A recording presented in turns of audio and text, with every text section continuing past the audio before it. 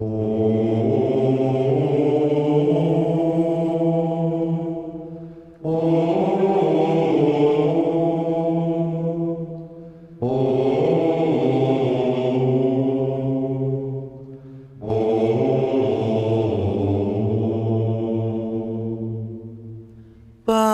nosso, dos pobres marginalizados, Pai nosso, dos mártires, dos torturados.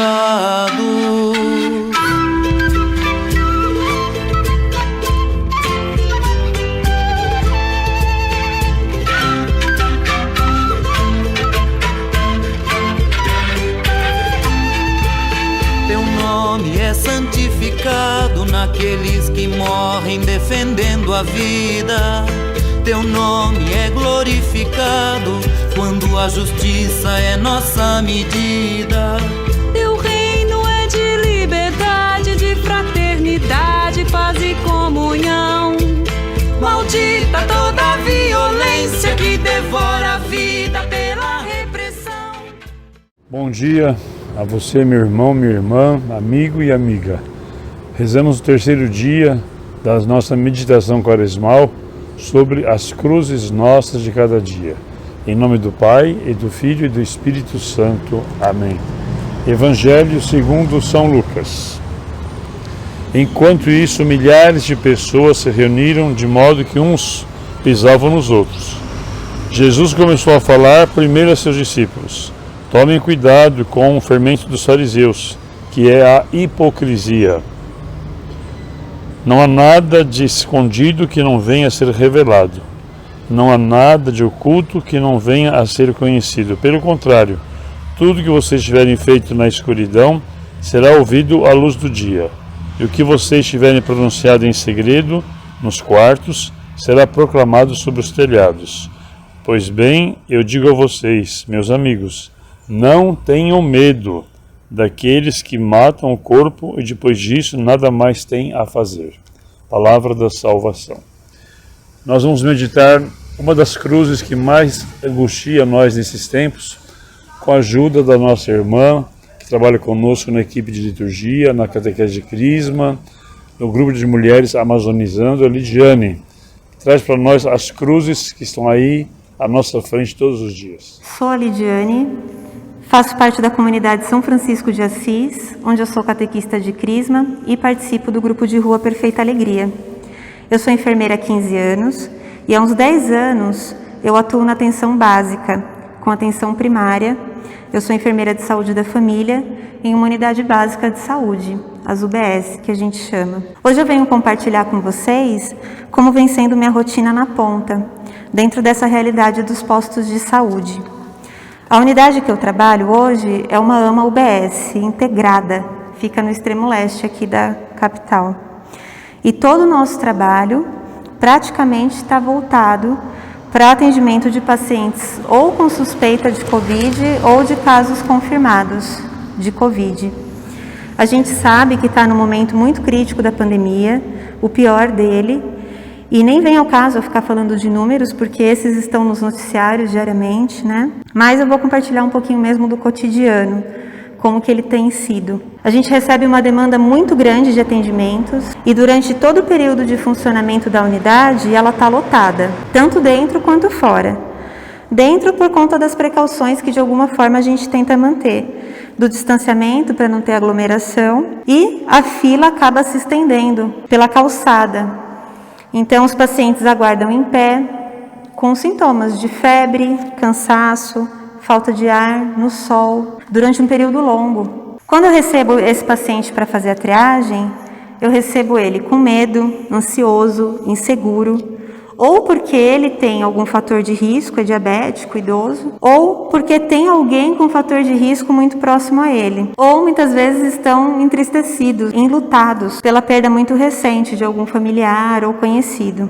Um outro fator que gera uma ansiedade, um sofrimento muito grande nos pacientes é o afastamento do trabalho. Muitos trabalham como autônomos e acabam ficando sem essa fonte de para garantir a comida em casa. Manter o isolamento numa casa muito pequena, com muitos moradores, acaba impactando de uma forma muito negativa na recuperação desses pacientes.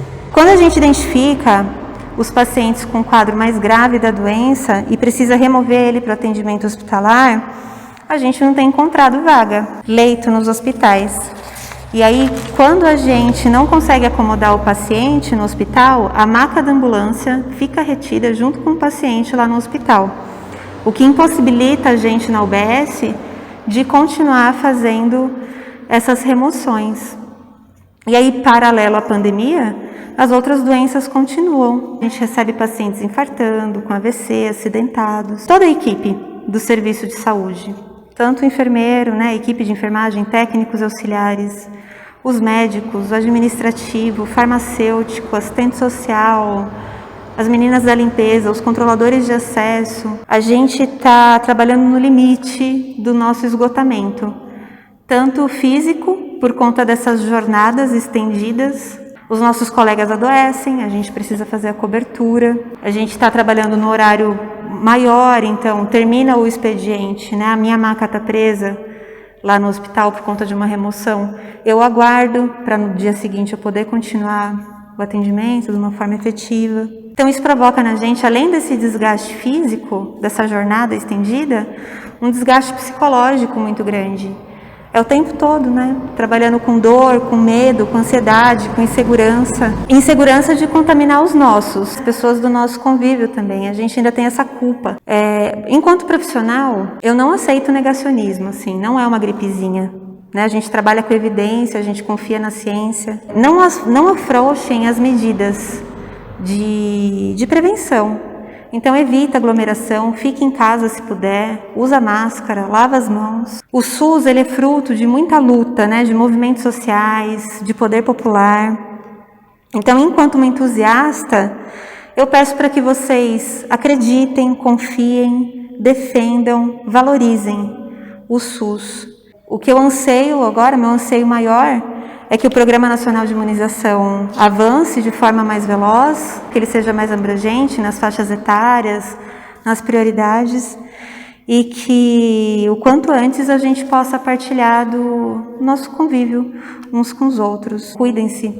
Obrigado, Lidiane, pelo seu testemunho de cristã comprometida com a causa das pessoas mais pobres, tanto é onde você trabalha é aqui no fundo de São Paulo, quase aí na 3ª divisão.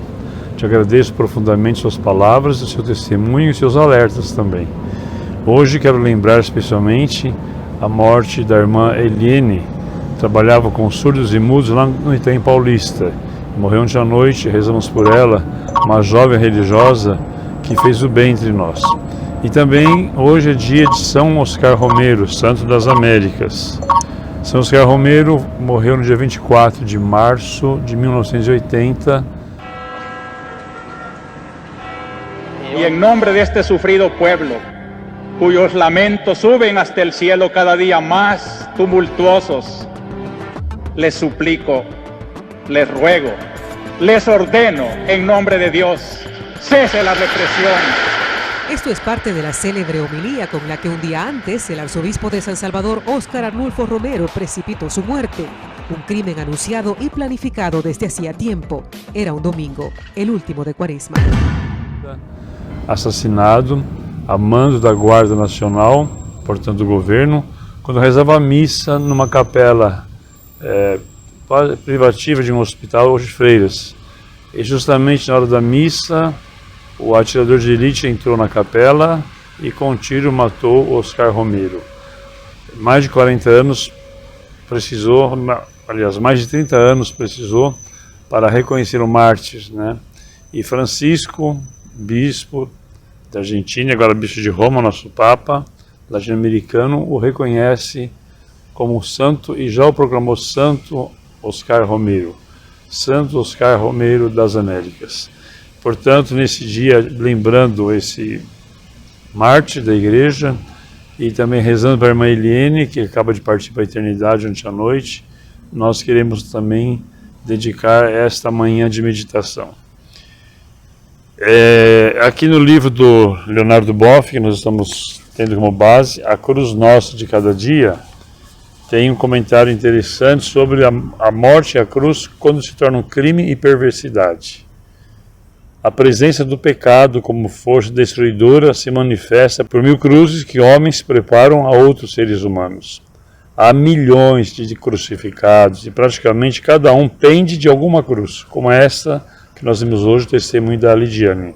Essa cruz é iníqua, é abominada por Deus. Por isso, há momentos em que os cristãos, mais que pastores, devem ser profetas. Pelo batismo somos consagrados profetas, pastores e sacerdotes. O pastor procura as mediações, salva onde pode, equilibra as forças em tensão, socorre a ovelha machucada, vai em busca da ovelha tresmalhada e cuida que a ovelha bem nutrida não prejudique a subnutrida.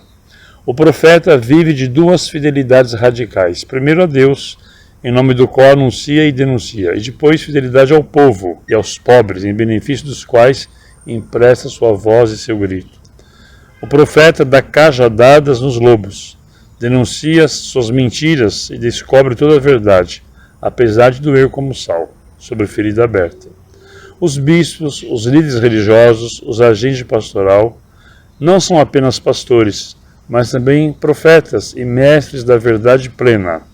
Cabe-lhes não só anunciar a verdade de Deus, de Cristo e da Igreja e da vida eterna, mas também a verdade da pobreza, da expoliação do povo, da impostura dos regimes excludentes e antipopulares. As cruzes que martirizam os humildes e indefesos, como vimos aqui no testemunho da Lidiane, essas cruzes devem ser denunciadas e condenadas com perversidades, porque Deus as abomina. Cristo lutou contra elas, o senso humanitário as rejeita. E a gente fica perplexo com as mentiras que veiculam como ontem à noite em cadeia nacional o senhor presidente da República, contra a mentira, contra a hipocrisia, contra a falta de vergonha na cara. Vamos pedir a Deus nessa manhã de meditação que essa cruz da ignomínia, da vergonha, essa cruz da mentira seja tirada do ombro do povo brasileiro. Recorremos, portanto, a Nossa Senhora. A vossa proteção recorremos, Santa Mãe de Deus. Não desprezeis nossas súplicas em nossas necessidades. Livrai-nos de todas as cruzes impostas, ó Virgem gloriosa e bendita. Ó Maria concebida sem pecado, rogai por nós que recorremos a vós. Um bom dia e até amanhã, se Deus quiser.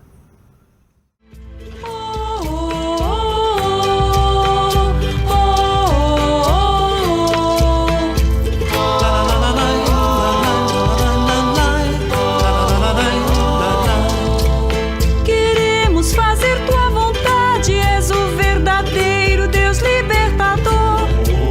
Não vamos seguir as doutrinas corrompidas pelo poder opressor.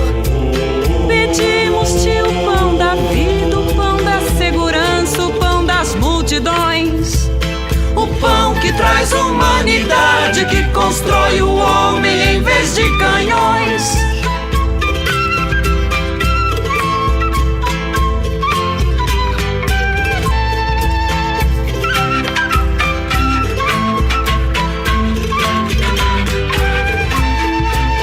Perdoa-nos quando por medo ficamos calados diante da morte. Perdoa e destrói os reinos em que a corrupção é a lei mais forte. Protege-nos da crueldade, do esquadrão da morte dos prevalecidos. Pai nosso revolucionário, parceiro dos pobres, Deus dos oprimidos. Pai nosso revolucionário, parceiro dos pobres, Deus dos oprimidos. Pai nosso revolucionário, parceiro dos pobres, Deus dos oprimidos. Pai nosso revolucionário, parceiro dos pobres.